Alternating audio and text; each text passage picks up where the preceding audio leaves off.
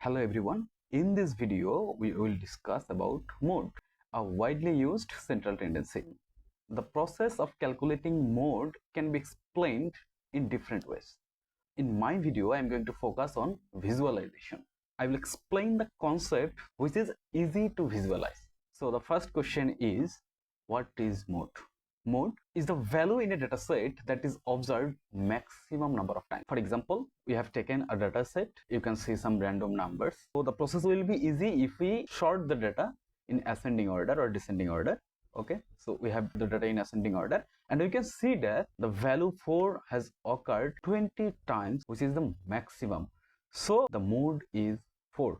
We can calculate it very easily from a frequency distribution table. If we construct a frequency distribution table, then we can see that the value 4 has maximum frequency, which is 20. So this 4 is mode for this dataset. This is a very simple process, but it becomes difficult when we try to calculate mode from a group data. Consider this example.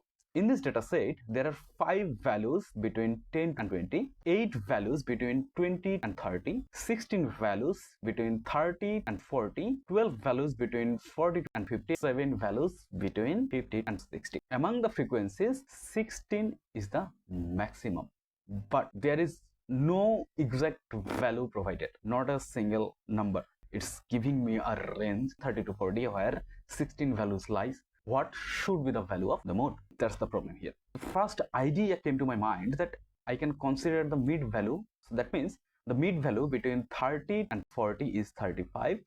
So 35 is the mode. But this decision is not justified at all. Let's go deeper, and to visualize this concept, we have plotted a histogram where the frequencies are given in y-axis and the data are given in x-axis. Whatever we discussed in the previous table, visualized in this histogram. There are 16 values between 30 and 40, and we are considering the mid value is the mode value. But this is not justified. Why this is not justified? It would have been justified if the frequencies of the previous class, that means 20 to 30, and this class were equal. If these classes were equal, then we could have said that the mode value is 35, just like this scenario.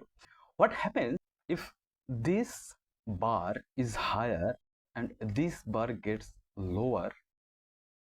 It means that there are more data between 40 to 50 compared to the group 20 to 30. So that means the data that are lying between 30 and 40 in this bar, they are more likely to shift to the right side, because the frequency of the class next to this modal class is higher. That means the mode will shift to the right. Again, if this class gets higher and the frequency of this group gets lower, then the mode will shift to the left side, because the data are more likely to stay at the left side of this group, just like this. So based on this assumption, we will develop the formula of mode. And for the development process, we will consider it as a journey of two different entities, as a journey of frequency and as a journey of our class intervals. Let's go back to the first histogram. Look, before 30, the frequency was exactly equal to 8. And after 40, the frequency is 12. We will consider it. The frequency has reached from 8 to 16, from here to there, and then it has come down from 16 to 12. Okay, let's visualize it. And it has traveled at a uniform speed. Another thing happened here, that is values of the class intervals reached 40 from 30. If we visualize it, and it has taken the same time, the time taken by the frequency to travel the whole distance. Let's visualize it together.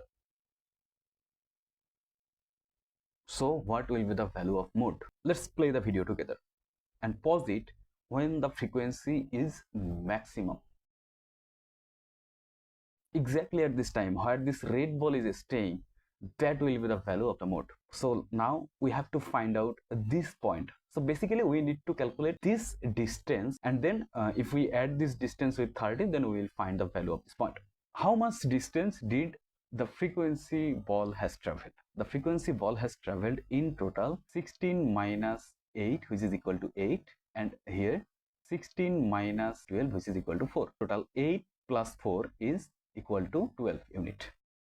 By that time, this red ball has traveled in total 10. We are considering the total distances.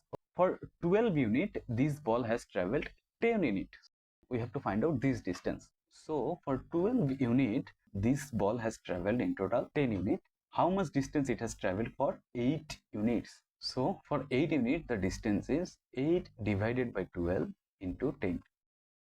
And this value means the distance of this portion. We have to add 30 to get the position of this point. 30 plus 8 divided by 12 into 10, and this is the value of mode.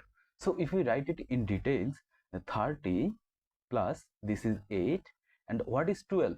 12 is 8 plus 4. 8 plus 4 into 10. And how did you get 8? 8 means 16 minus 8.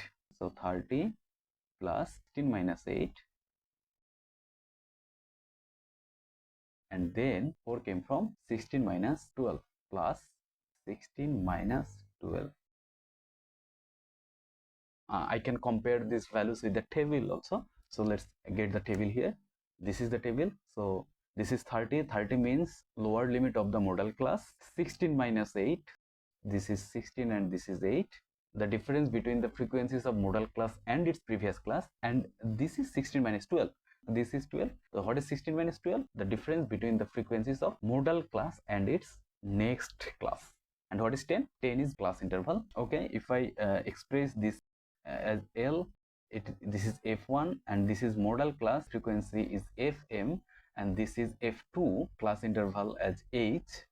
The formula will be L plus Fm minus F1 divided by Fm minus F1 plus Fm minus F2 into H. This is the formula for calculating mode from grouped data.